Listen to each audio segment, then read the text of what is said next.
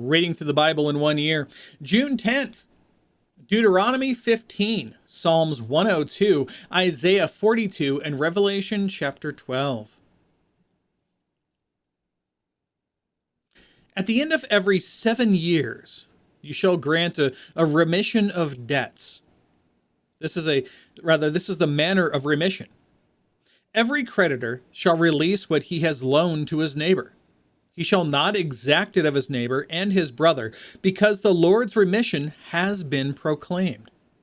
From a foreigner you may exact it, but your hand shall release whatever of yours is with your brother.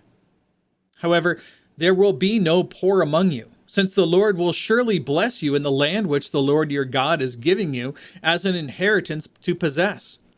If only you listen obediently to the voice of the Lord your God, to carefully observe all this commandment which I am commanding you today. For the Lord your God will bless you, as he has promised you, and you will lend to many nations, but you will not borrow. And you will rule over many nations, but they will not rule over you. If there is a poor man with you, one of your brothers, in any of your towns in your land which the Lord your God is giving you, you shall not harden your heart, nor close your hand from your poor brother. But you shall freely open your hand to him, and shall generously lend him sufficient for his need in whatever he lacks. Beware that there is no base thought in your heart, saying, the 7th year, the year of remission is near, and your eye is hostile toward your poor brother, and you give him nothing. Then he may cry to the Lord against you, and it will be a sin in you. You shall generously give to him, and your heart shall not be grieved when you give to him. Because for this thing the Lord your God will bless you in all your work and in all your undertakings. For the poor will never cease to be in the land. Therefore I command you, saying, you shall freely open your hand to your brother, to your needy and your poor in the land. If your kinsman, a Hebrew man or woman, is sold to you, then he shall serve you 6 years, but in the 7th year you will set him free. When you set him free, you shall not send him away empty-handed. You shall furnish him liberally from your flock, and from your threshing floor, and from your wine vat. You shall give to him as the Lord your God has given or blessed you. You shall remember that you were a slave in the land of Egypt, and the Lord your God redeemed you. Therefore I command you this today. Remember what we talked about yesterday, how God's done so much for us and how we should also care for those in the land, or care for other people in the same way. We shouldn't lord it over them or be angry at them. We should remember what God has done for us, because we don't deserve what we received either. So why should we hold it over people when we don't get what we think we deserve from them?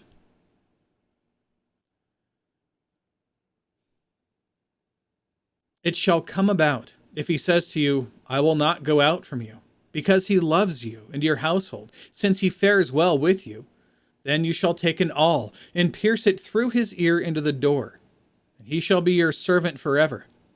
Also you shall do likewise to your maidservant. It shall not seem to you as when you set him free. Rather, it shall not seem hard to you when you set him free, for he has been with you 6 years, with double the service of a hired man. So the Lord your God will bless you in whatever you do. You shall consecrate to the Lord your God all the firstborn males that are born of your herd and of your flock. You shall not work with the firstborn of your herd, nor shear the firstborn of your flock. And you and your household shall eat it every year before the Lord your God in the place which the Lord chooses. But if it has any defect, such as lameness or blindness or any serious defect, you shall not sacrifice it to the Lord your God. This is going back to Cain's sin, where he just took some of his leftovers of the land and offered those to God. He didn't give the very best. And that's why God rejected it and why he ended up slaying his brother. You shall eat it within your gates. The unclean and the clean alike may eat it, as a gazelle or a deer. Only you shall not eat its blood. You are to pour it out on the ground like water. Why? We talked about this before. because the life is in the blood. Now let's move on to Psalm 102. Hear my prayer, O Lord, and let me cry for help, and let my cry for help come to you. Do not hide your face from me in the day of my distress. Incline your ear to me. In the day when I call, answer me quickly. For my days have been consumed in smoke, and my bones have been scorched like a hearth. My heart has been smitten like grass and withered away. Indeed, I forget to eat my bread because of the loudness of my groaning. My bones cling to my flesh. I resemble a pelican of the wilderness. I have become like an owl of the waste places. I lie awake. I have become like a lonely bird on a housetop. My enemies have reproached me all day long. Those who deride me have used my name as a curse. For I have eaten ashes like bread, and mingled my drink with weeping, because of your indignation and your wrath, for you have lifted me up and cast me away. My days are like a lengthened shadow, and I wither away like the grass. But you, O Lord, abide forever, and your name to all generations. You will arise and have compassion on Zion, for it is time to be gracious to her. For the appointed time has come. Surely your servants find pleasure in her stones and feel pity for her dust. So the nations will lost my spot here. So the nations will fear the name of the Lord, and the kings of the earth, and all the kings of the earth, your glory. For the Lord has built up Zion. He has appeared in his glory. He has regarded the prayer of the destitute. He has not despised their prayer. This will be written for the generation to come, that a people yet to be created may praise the Lord. For he looked down from his holy height. From heaven the Lord gazed upon the earth, to hear the groaning of the prisoner, to set free those who were doomed to death, that men may tell of the name of the Lord in Zion, and his praise in Jerusalem. When the peoples are gathered together, and the kingdoms to serve the Lord. He has weakened my strength in the way. He has shortened my days. I say, O my God, do not take me away in the midst of my days. Your years are throughout all generations. Of old you founded the earth, and the heavens are the work of your hands. Even they will perish, but you endure. And all of them will wear out like a garment, like clothing. You will change them, and they will be changed, but you are the same, and your years will not come to an end. The children of your servants will continue, and their descendants will be established before you. Bring up the rest of your notes here. There we go. All right, let's move on to Isaiah 42.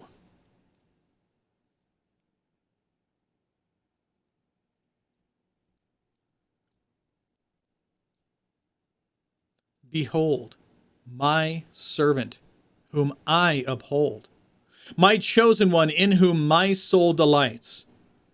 I have put my spirit upon him. He will bring forth justice to the nations. He will not cry out or raise his voice, nor make his voice heard in the street. A bruised reed he will not break, and a dimly burning wick he will not extinguish. He will faithfully bring forth justice. He will not be disheartened or crushed until he has established justice in the earth, and the coastlands will wait expectantly for his law. Think carefully on this. This is one of these verses that is regarded by Jews as a forbidden chapter. Why? Because it's clearly talking about Jesus. So a lot of Jews are getting very confused by this, and they take it to the rabbis and say, but we don't believe in Jesus, so why is this here? And there's quite a few Messianic Jews, some of which I know, who by this chapter, it led them to faith in Christ. It's an important thing to remember.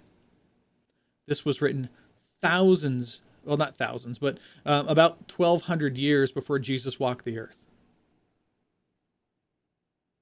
No, I got that wrong. It's about 750 years. Yeah, 750 years. Math is hard. It's been a long day. All right. Let's keep going. There's lots of notes on this, as you could probably expect. So I'm going to scroll through some of these to try to bring them up here, to try to make sure you can see all of them.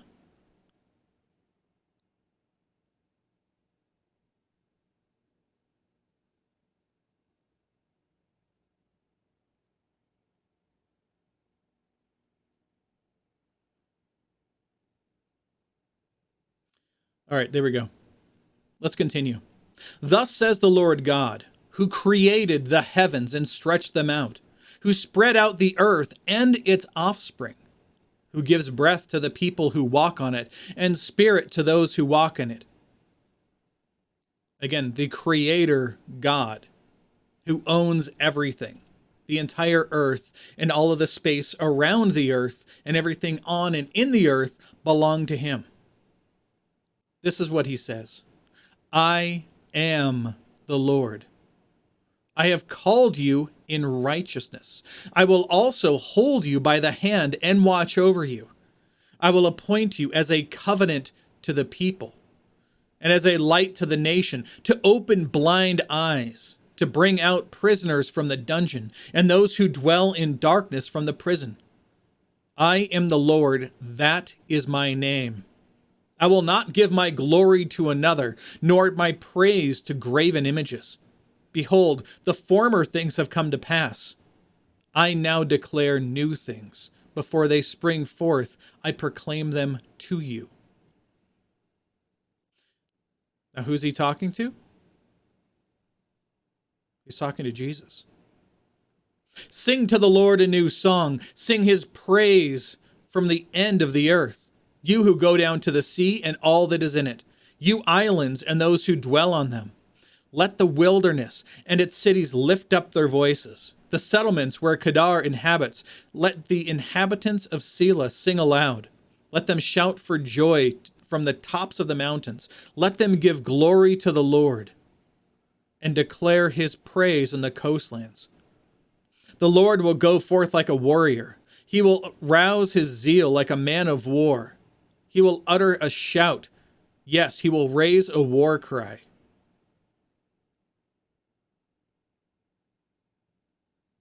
Yeah, I already brought those notes up. I lost my spot again. There we go. He will prevail against his enemies. I have kept silent for a long time. I have kept still and restrained myself. Now, like a woman in labor, I will groan. I will both gasp and pant. I will lay waste the mountains and the hills and wither all their vegetation. I will make their rivers into coastlands and dry up the ponds. I will lead the blind by a way they do not know. In paths they do not know, I will guide them. I will make darkness into light before them and rugged places into plains. These are the things I will do, and I will not leave them undone. They will be turned back and be utterly put to shame, who trust in idols, who say to molten images, you are our gods. Hear, you deaf, and look, you blind, that you may see. Who is blind but my servant, or so deaf as my messenger whom I send? Who is so blind as he is, who is so blind as he that is at peace with me? Or so blind as the servant of the Lord? You have seen many things, but you do not observe them. Your ears are open, but none hears. The Lord was pleased for his righteousness' sake to make the law great and glorious. But this is a people plundered and despoiled. All of them are trapped in caves or are hidden away in prisons. They have become a prey with none to deliver them, and a spoil with none to say, give them back. Who among you will give ear to this? Who will give heed and listen hereafter? Who gave up Jacob for spoil and Israel to plunderers? Was it not the Lord, against whom we have sinned? And in whose ways they were not willing to walk? In whose law they did not obey? So he poured out on him the heat of his anger and the fierceness of battle, and it set him aflame all around. Yet he did not recognize it. And it burned him, but he paid no attention. Let's go on to Revelation chapter 12.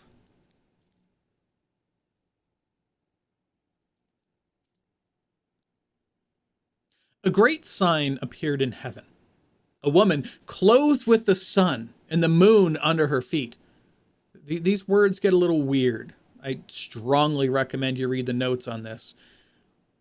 But as far as this woman, who on her head has a crown of 12 stars, and she was with child, and cried out, being in labor and in pain to give birth. Who the heck is this lady? Let's read the notes.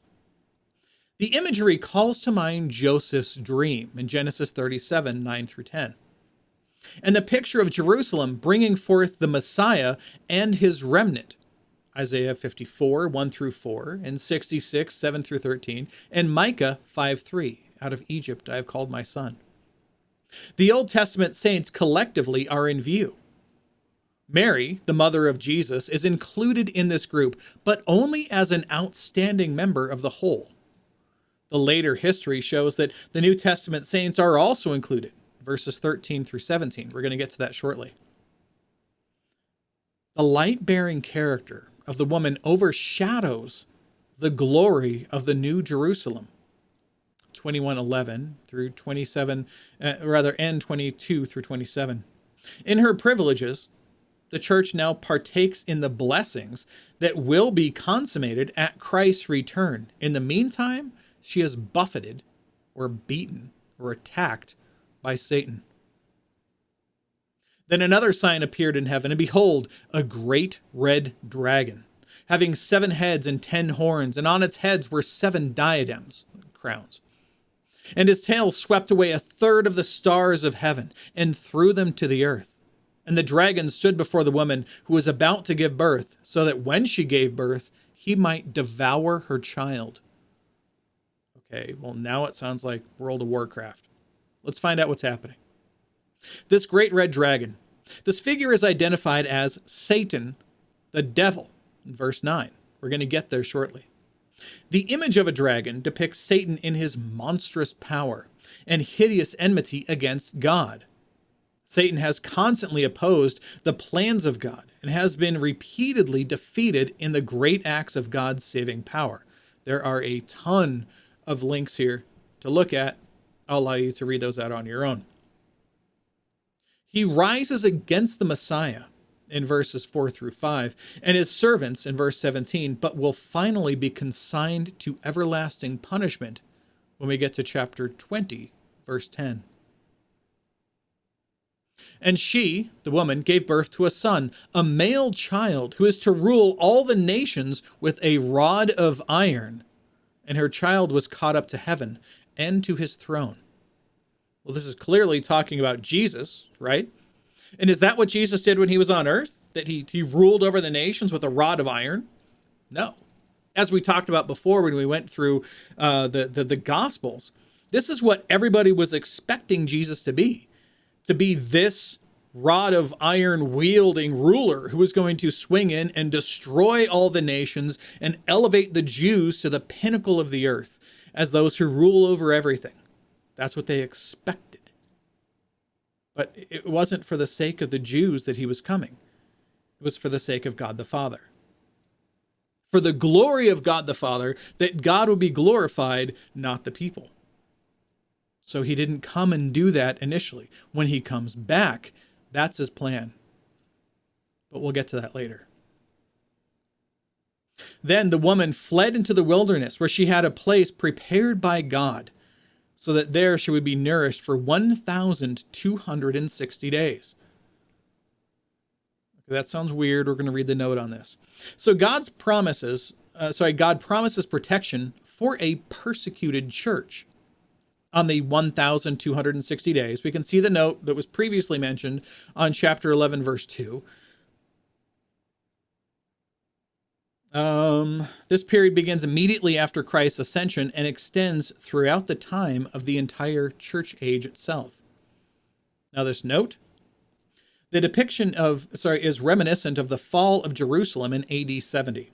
Assuming that Revelation was written before that date, some interpreters see chapters 6 through 11, or even larger portions of Revelation, as prophecy concerning the fall of Jerusalem. But these verses may be more figurative of the preservation, preservation of God's people in the midst of attacks.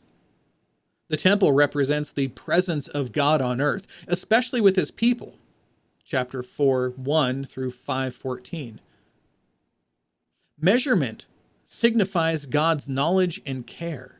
The altar and those who worship there represent the true worshipers of God. Again, this is talking about the measurements we read before about the temple, who are sealed and protected. And the destruction of the outer court, which we read yesterday, represents the attack of outsiders on God's people. So even in the midst of all these attacks, God will still defend his people. And even if we die under these attacks, our death here on earth is what? A passing vapor? We pass through the veil of death and we're with Christ forever. And there was a war in heaven. Michael and his angels were waging war with the dragon. And the dragon and his angels waged war. And they were not strong enough. And there was no longer a place found for them in heaven. And the great dragon was thrown down, that serpent of old who was called the devil and Satan, who deceives the whole world. He was thrown down to the earth, and his angels were thrown down with him. Then I heard a loud voice in heaven saying, "Now the salvation and the power and the kingdom of our God and the authority of his Christ have come. For the accuser of our brethren has been thrown down, he who accuses them before our God day and night. And they overcame him because of the blood of the Lamb and because of the word of their testimony. And they did not love their life, even when faced with death." This is what I was just talking about, how we don't have to worry so much about when we die, or even if we suffer before our death. Because what's momentary suffering compared to an eternity with Christ?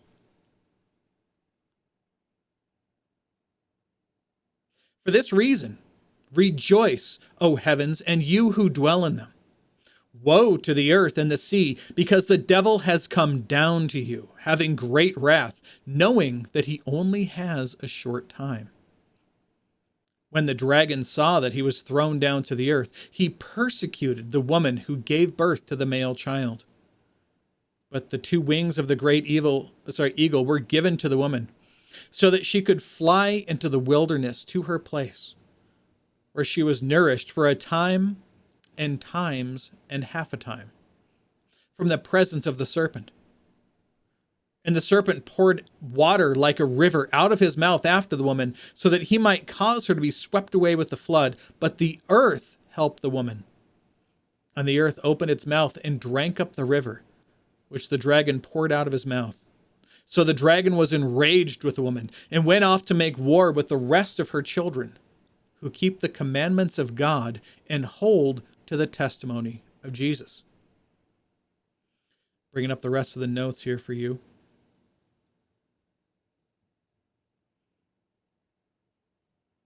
I told you there's a ton of notes in this section. All right, there we go. And why does it go through verse 1? I don't get this. We're going to have to roll back through and read it anyway, but since it's here. And the dragon stood on the sand of the seashore. Then I saw a beast coming up out of the sea, having 10 horns and 7 heads.